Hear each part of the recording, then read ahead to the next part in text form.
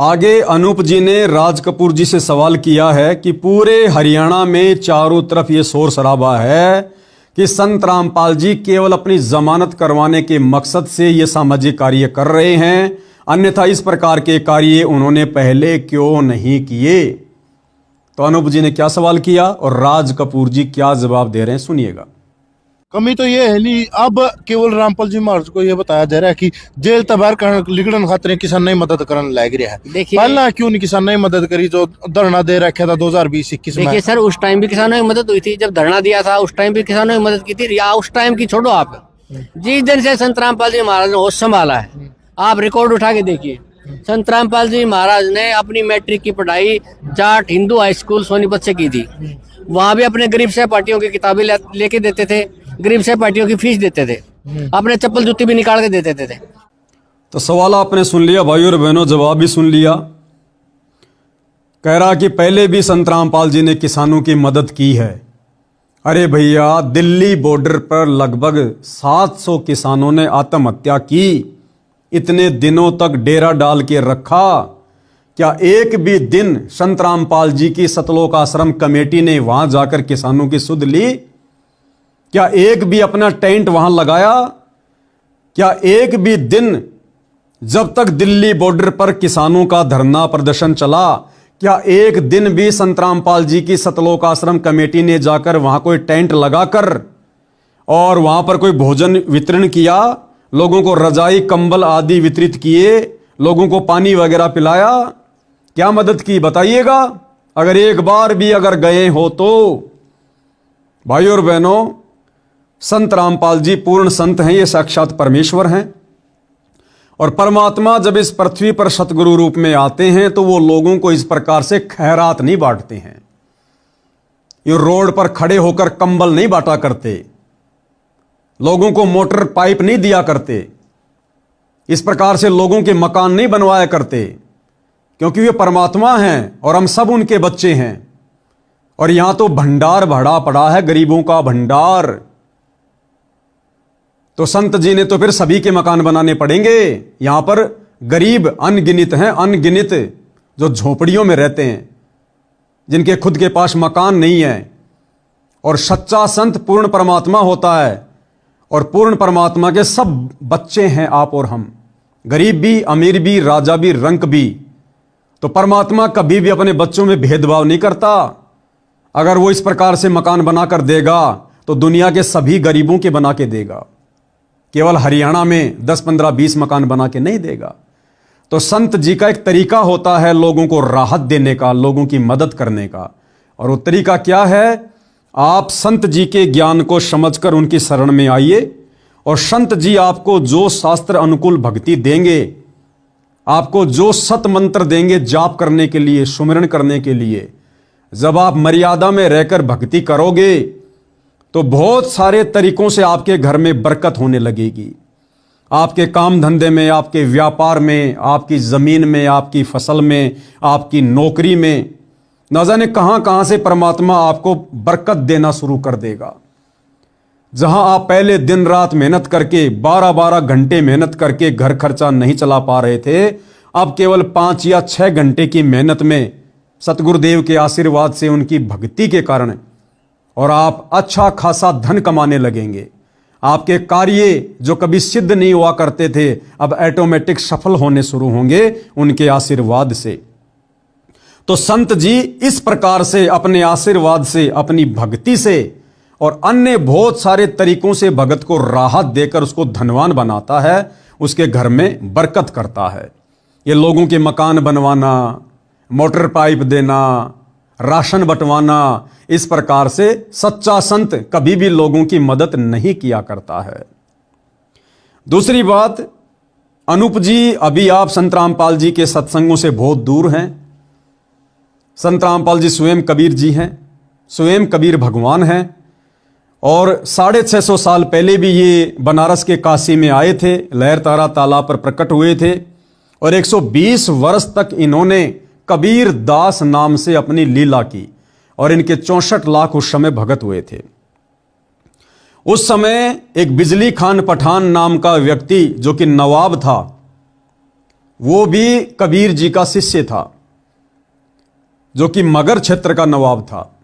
और मगध में एक समय अकाल गिर गया, कई वर्ष बारिश नहीं हुई, जन धन को बड़ी हानि होने लगी।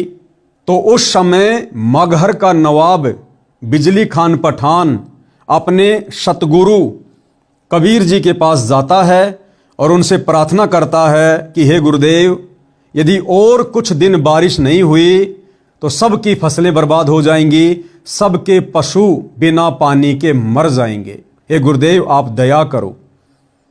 तो कबीर जी ने उस समय ऊंट गाड़ियां जुड़वाकर दूसरे क्षेत्र से पानी भरवा भरवा के वीर सिंह बघेल के क्षेत्र में पानी नहीं पहुंचाया, जिस प्रकार से आज ये सतलोक आश्रम वाले कर रहे हैं ना, मोटर पाइप दे दे के लोगों के मकान बनवा बनवा के।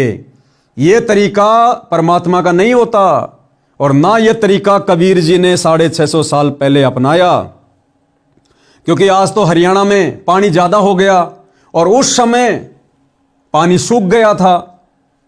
तो अगर आज के इस तरीके के हिसाब से देखें जो ये आश्रम वाले कर रहे हैं, तो इस तरीके के हिसाब से तो 650 साल पहले कबीर जी ने ऊंट गाड़ियां या बैल गाड़ियां आदि जुड़वाकर दूसरे क्षेत्र से, जहां पर काफी पानी था, वहां से पानी उन गाड़ियों में टंकियों में डलवा डलवा के और बिजली खान पठान के क्षेत्र में पहुंचाना चाहिए था। लेकिन कबीर जी ने ऐसा नहीं किया, क्योंकि परमात्मा कभी ऐसा नहीं करता है।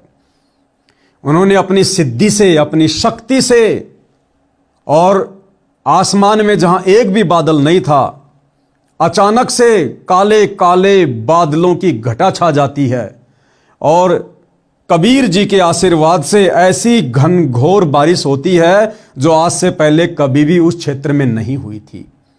तो संत जी के ये तरीके होते हैं लोगों को राहत देने के। वर्तमान में भी अगर ये हरियाणा के गांव वाले जो बाढ़ से पीड़ित थे, अगर ये संत जी की शरण में जाते, हिसार जेल में जाते, घुटने टेकते, संत जी से प्रार्थना करते और संत जी से उपदेश लेकर उनकी भक्ति शुरू करते, तो फिर संत जी अपने तरीके से उस पानी की निकासी करता। इस प्रकार से नहीं जिस प्रकार से इन सतलोक आश्रम वालों ने किया, जो कि संत जी के टोटली ज्ञान के विरुद्ध है, टोटल उनके ज्ञान के विरुद्ध है। आगे आपने देखा भाई और बहनों, इस वीडियो में जब अनूप जी ने सवाल किया तो राज कपूर जी संत रामपाल जी के विषय में क्या कह रहे हैं कि जब से संत रामपाल जी ने होश संभाला है तब से वो लोगों की मदद कर रहे हैं। एक बार फिर से सुन लीजिएगा, हो सकता आप जी भूल गए होंगे, देखिएगा। कमी तो ये है नहीं, अब केवल रामपाल जी महाराज को ये बताया जा रहा है कि जेल तबार लिगड़न खातर किसान नहीं मदद करने लग रहा है। देखिए पहला क्यों नहीं किसान नहीं मदद करी, जो धरना दे रखा था 2020-21 में। देखिए सर, उस टाइम भी किसानों की मदद हुई थी, जब धरना दिया था उस टाइम भी किसानों की मदद की थी। या उस टाइम की छोड़ो आप, जिस दिन से संत रामपाल जी महाराज ने होश संभाला है, आप रिकॉर्ड उठा के देखिए। तो देखा भाई और बहनों, आपने राज कपूर जी अपने गुरु के विषय में, जिनको वो परमात्मा कहते हैं, भगवान कहते हैं, और उनके लिए किन शब्दों का प्रयोग कर रहे हैं कि जब से संत रामपाल जी ने होश संभाला है। अरे नालायक बेबुद्धि के इंसान, तू कभी तो कहता कि संत रामपाल जी भगवान है, परमात्मा है, और फिर कह रहा जब से संत रामपाल जी ने होश संभाला है। तो भगवान भी बेहोश होता है क्या? अरे भगवान भी बेहोश हो जाता है क्या? अरे यदि संत रामपाल जी तुम्हारी नजरों में कबीर है, भगवान है, परमात्मा है, परमेश्वर है, तो परमात्मा भी बीच बीच में होश खो देता है क्या, जो उनको फिर होश में आना पड़ता है, उनको होश संभालना पड़ता है? तो भाई अनूप जी, इनकी करनी और कथनी में रात दिन का अंतर है।